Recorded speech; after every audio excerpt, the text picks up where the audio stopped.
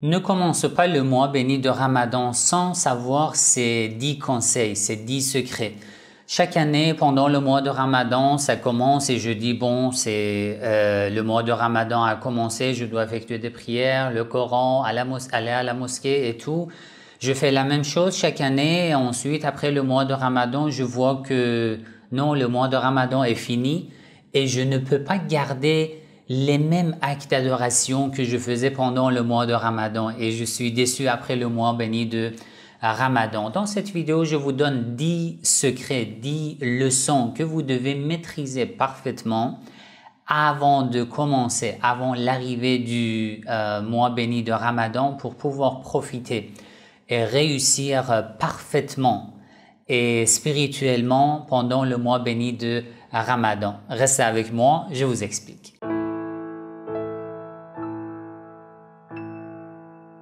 Bismillah ar-Rahman ar-Rahim. Avant de commencer, si ce genre de contenu vous intéresse, n'oubliez pas de cliquer sur j'aime, de partager la vidéo. Écrivez votre avis dans les commentaires. Si vous n'êtes pas encore abonné à ma chaîne, abonnez-vous et cliquez sur la cloche pour être informé dès que je publie une nouvelle vidéo. Pendant le mois de Rajab, j'ai publié une vidéo concernant ce que vous devez faire pour profiter parfaitement du mois béni de Rajab. Au début du mois de Sha'ban, j'ai publié une autre vidéo concernant le mois de Sha'ban et j'ai publié une autre vidéo « N'épuisez pas votre foi ». Ces 3 vidéos sont nécessaires. Si vous n'avez pas encore visionné ces 3 vidéos, je vous propose de les visionner avant de visionner cette vidéo et les conseils que je vous donnerai dans cette vidéo. Je vais mettre le lien de ces 3 vidéos dans les descriptions concernant le mois de Rajab, le mois de Sha'ban et une vidéo concernant comment se rapprocher à Allah. Ça, c'est très important.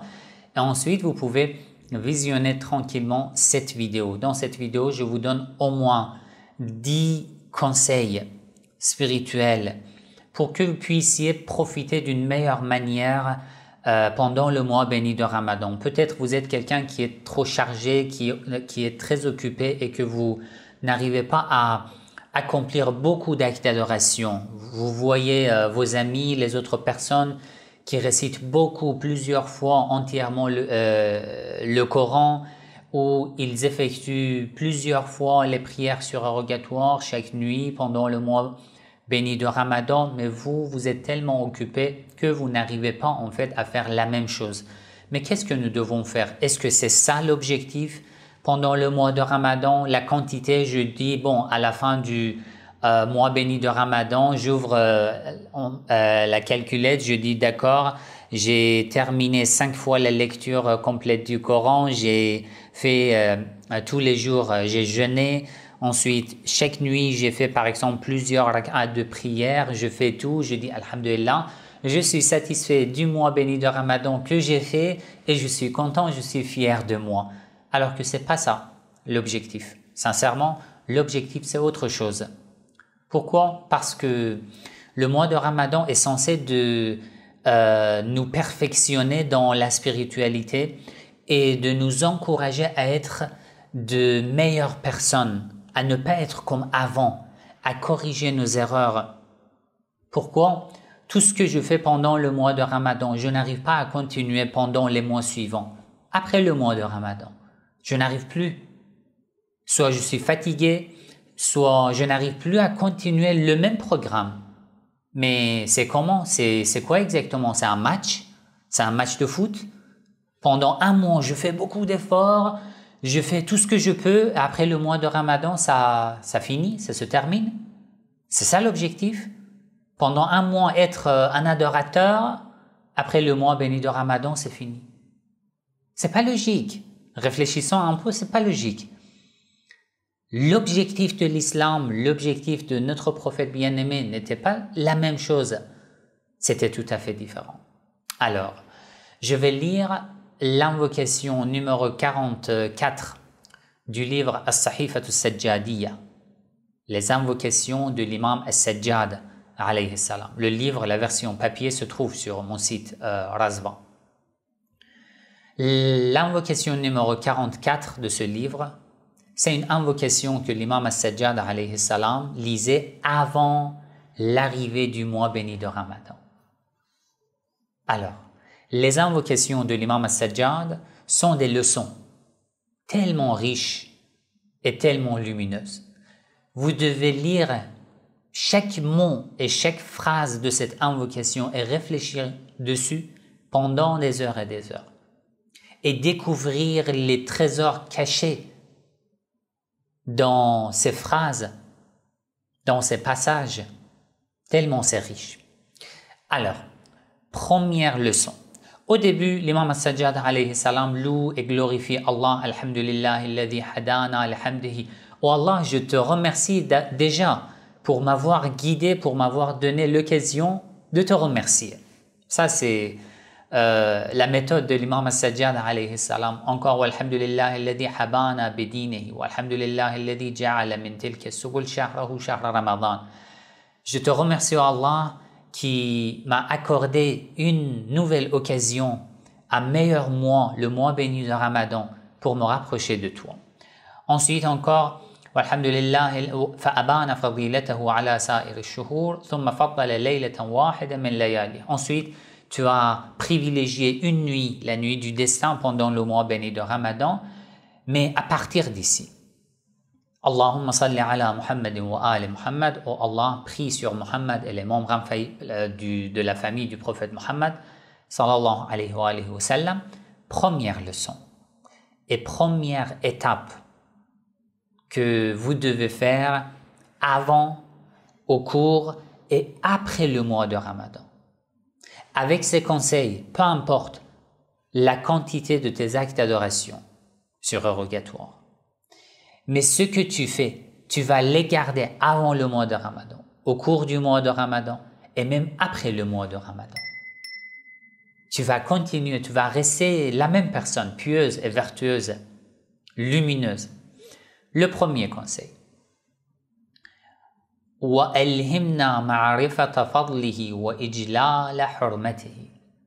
Première étape. Oh Allah, accorde-nous la connaissance des vertus du mois béni de Ramadan et de savoir comment le respecter parfaitement. Je pourrais le respecter si j'ai une connaissance profonde. Oh Allah, aide-moi à connaître les vertus de ce mois béni. Première étape, la connaissance. Nous lisons, nous effectuons beaucoup de prières, énormément la lecture du Coran et tout, alors que nous n'avons pas essayé de approfondir notre connaissance. Avez-vous eu un programme de lecture des livres pour approfondir votre connaissance 1 degré, 2 degrés, pour dépasser ce niveau-là et atteindre le niveau supérieur pendant le mois de Ramadan? Tu penses à lire le Coran, à lire beaucoup d'invocations, à effectuer beaucoup d'actes surérogatoires, mais tu n'as pas de programme d'études? Ça pose problème.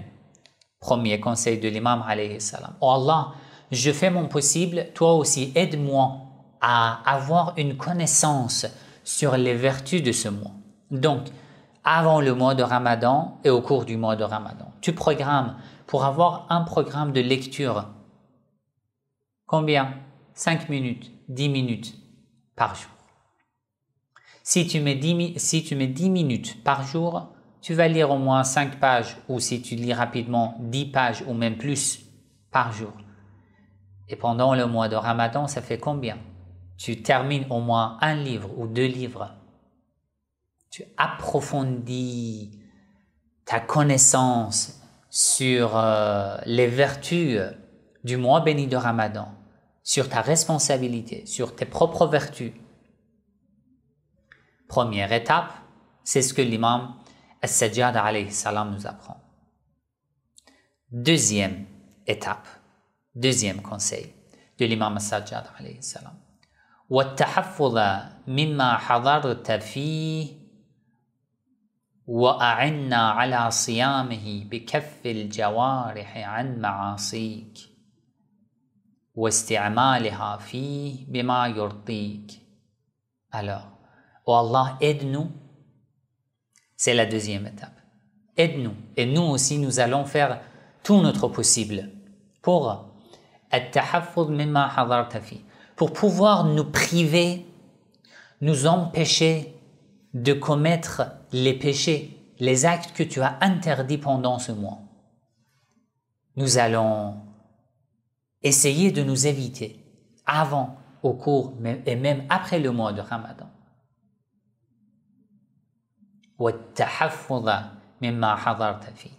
Il y a des actes interdits spécifiquement pendant le mois de Ramadan, mais il y a des actes interdits toujours, pas spécifiquement pendant le mois béni de Ramadan, mais c'est pour toujours. Oh Allah, aide-nous. Donc, deuxième étape, c'était quoi? Je vais faire tout mon possible, je vais faire beaucoup de pratiques, beaucoup d'exercices pour pouvoir m'empêcher, me priver de commettre les péchés que Allah, les actes ou les péchés qu'Allah a interdits pendant le mois de Ramadan. C'est ça ce que je dois faire. C'est interdit. Oh Allah, je sais déjà, il y a des actes haram interdits tous les jours. Il y a des actes interdits spécifiquement pendant le mois de Ramadan. Mais je vais essayer de faire beaucoup de pratiques pour me priver de les faire. Des péchés qui sont toujours interdits ou des actes qui sont interdits pendant le mois de Ramadan. Je vais me priver, je te promets. Ça, c'est la deuxième étape. Haram, un acte interdit, un péché, c'est un péché. Pourquoi me priver pendant le mois de Ramadan, mais avant ou après, je change encore et j'oublie tout. C'est pas possible. Troisième étape et troisième conseil, je veux jeûner. C'est quoi le jeûne, oh Allah? C'est quoi le jeûne? S'abstenir de boire, de manger, d'avoir des rapports, c'est tout? Avoir faim, avoir soif, jusqu'au coucher du soleil, c'est tout? Et ensuite, du fait que j'ai faim, j'ai soif, je n'ai pas de morale, je suis en colère, personne n'ose me parler, c'est ça l'objectif? Non. L'imam alayhi salam dit, troisième étape et troisième conseil, A'inna ala siyamihi. Oh Allah, aide-nous à jeûner pendant le mois de Ramadan. Comment? Écoutez bien. Comment? Jeûner le mois béni de Ramadan. Bikaffil jawarihi an ma'asik. En m'abstenant tous mes organes, tous les membres de mon corps de te désobéir. Cela veut dire qu'avant le jeûne physique, s'abstenir de manger, de boire, c'est le jeûne spirituel qui est obligatoire. Et c'est ça la réalité du jeûne, sinon ça n'a pas de valeur. D'accord, tu as eu faim, tu as eu soif, mais quelle est la valeur? Oh Allah, aide-moi à jeûner le mois béni de Ramadan. Comment? Aide-moi à être fort pour pouvoir m'empêcher, contrôler tous les membres de mon corps de commettre des péchés. Aide-moi à contrôler ma langue, de ne pas blesser mon entourage, mes proches. Aide-moi à contrôler ma langue, de ne pas manquer le respect à l'égard des autres. Aide-moi à maintenir ma langue, de ne pas insulter les gens. Aide-moi à maintenir, à contrôler ma langue, de ne pas dire des mots qui ne sont pas gentils. Aide-moi à contrôler ma langue, de ne dire que des mots gentils, même lorsque je suis en colère, même lorsque j'ai faim, j'ai soif. Aide-moi à contrôler mes yeux, mes oreilles, de ne pas voir ce qui est interdit, de ne pas écouter ce qui est interdit. Aide-moi à contrôler mes gestes, de ne pas faire quelque chose qui blesse mon enfant, mon mari, ma femme. Aide-moi à contrôler les mains, à me contrôler les mains, de ne pas être violent, de ne pas mal à mes proches, à mon entourage. صيامه بكف الجوارح عن معاصيك. Le jeûne se réalise en t'abstenant de faire des péchés, de commettre des péchés par les membres de ton corps. C'est ça l'objectif. Tu jeûnes, tu pries, mais tu n'es pas gentil avec ton épouse ou ton mari. Tu n'as pas jeûné. Tu jeûnes, tu pries, tu fais beaucoup d'actes surrogatoires, mais tu n'as pas dit même pas un mot d'amour à ton épouse, à ton mari, à tes enfants. Tu n'as pas jeûné. Tu jeûnes, tu lis le Coran, tu vas à la mosquée, mais tu n'as pas donné un câlin avec beaucoup d'amour, beaucoup d'affection à tes enfants. Tu n'as pas jeûné.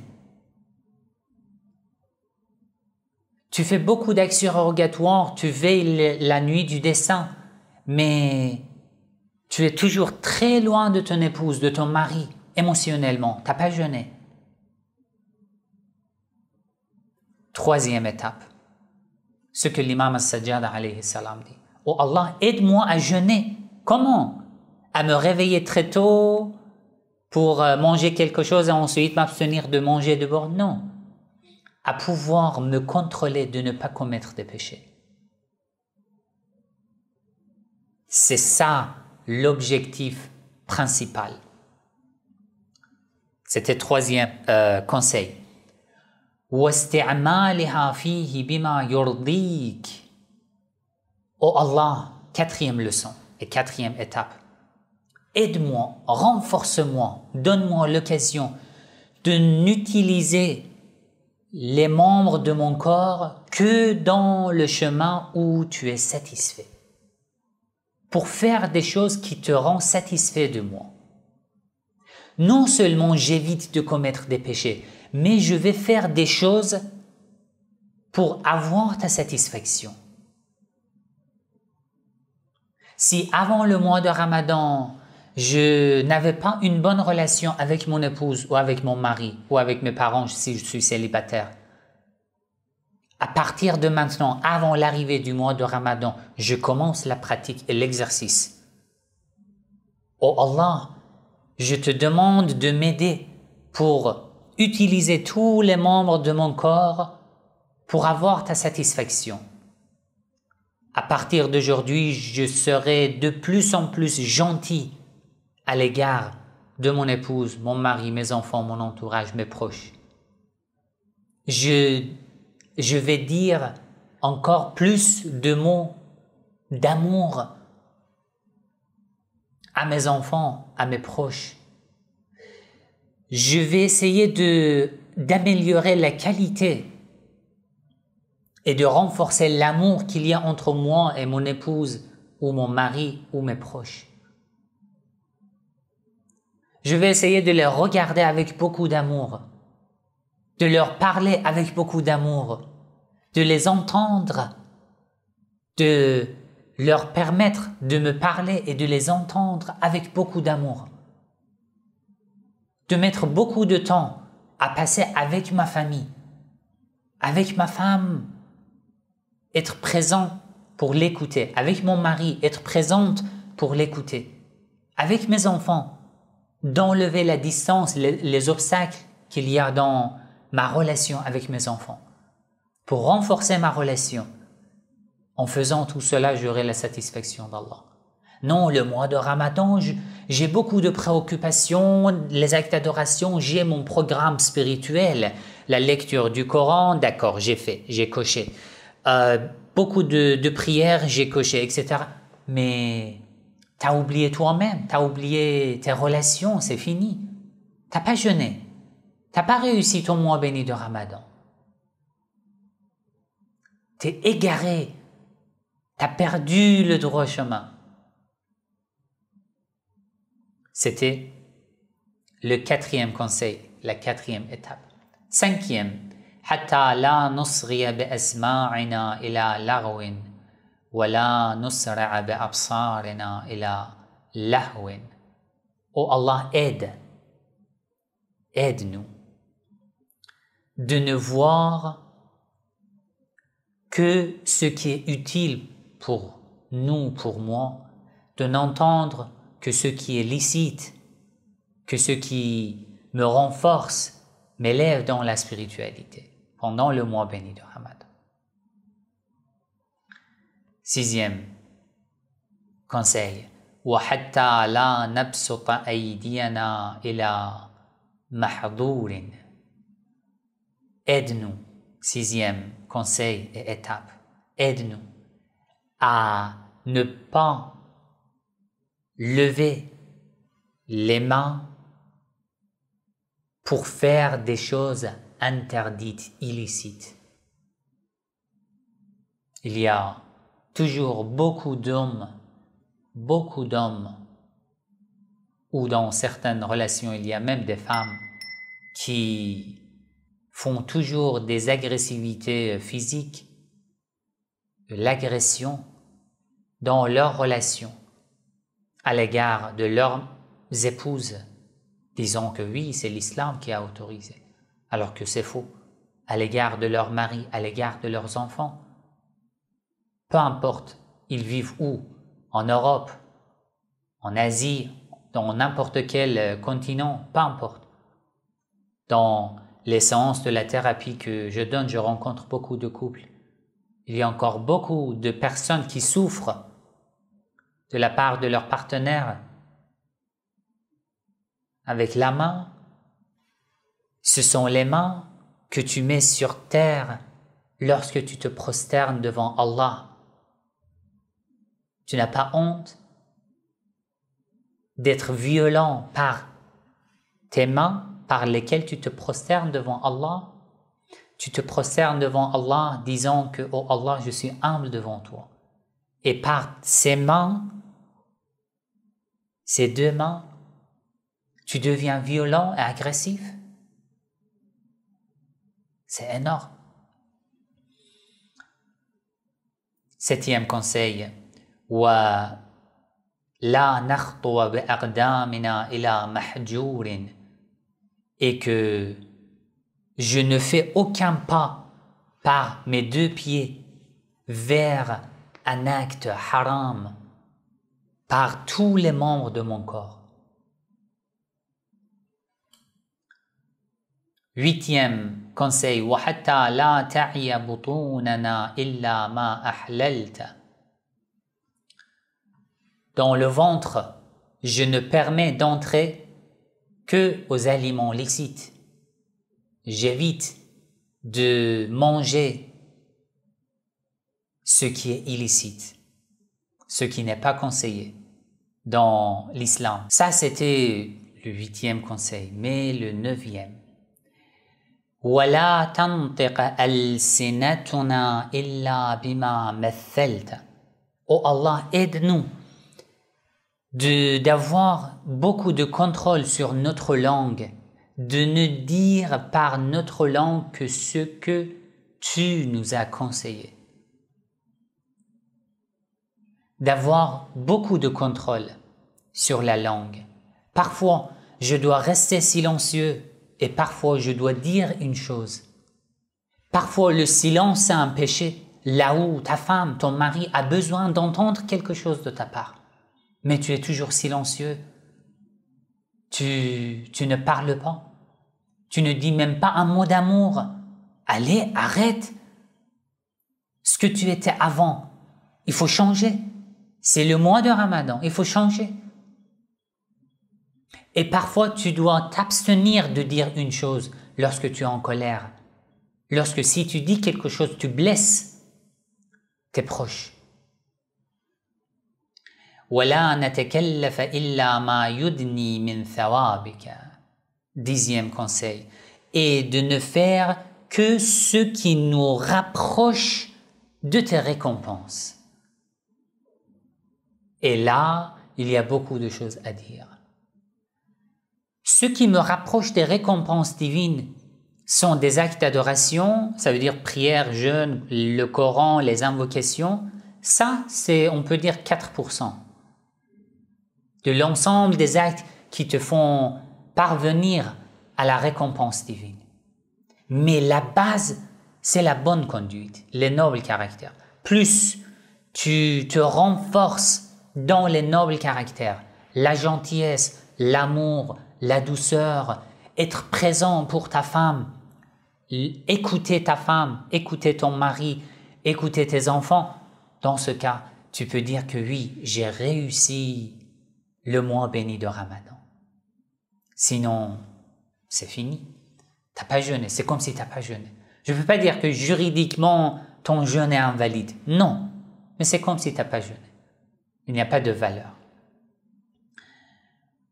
Ensuite, l'imam alayhi salam continue. Il dit وَلَا نَتَعَاطَى إِلَّا الَّذِي يَقِي مِنْ عِقَابِكَ. Ce sont des conseils suivants. Je vais être rapide pour terminer cette vidéo. Et de ne faire que ce qui m'empêche de me rapprocher de ton châtiment. ثُمَّ خَلِّصْ ذَلِكَ كُلَّهُ مِنْ رِئَاءِ الْمُرَائِينَ. Oh Allah, aide-moi à purifier tous mes actes. Je ne veux pas faire tout ça par l'ostentation, pour montrer aux gens, pour montrer une fierté devant les gens. Non, je veux que ça soit pur pour toi. وَسُمْعَةِ الْمُسْمِعِينَ لَا نَشْرَكُ فِيهِ أَحَدًا دُونَكَ. L'objectif n'est que toi, ta satisfaction. C'est fini. Voilà, c'était des conseils spirituels de l'imam As-Sajjad alayhi salam avant que l'imam parle des prières, du jeûne, de s'abstenir de manger, de boire. Il parle de ces concepts-là. Vous êtes libre à réfléchir avant le mois béni de Ramadan. Si tu respectes ces 10 conseils, peu importe, avant le mois de Ramadan, au cours du mois ou après le mois de Ramadan, tu ne changes pas. Tu restes toujours une personne de bien, vertueuse et pieuse. J'espère que vous profiterez, Inch'Allah, d'une meilleure manière du mois béni de Ramadan. Wassalamu alaikum wa rahmatullahi wa barakatuh.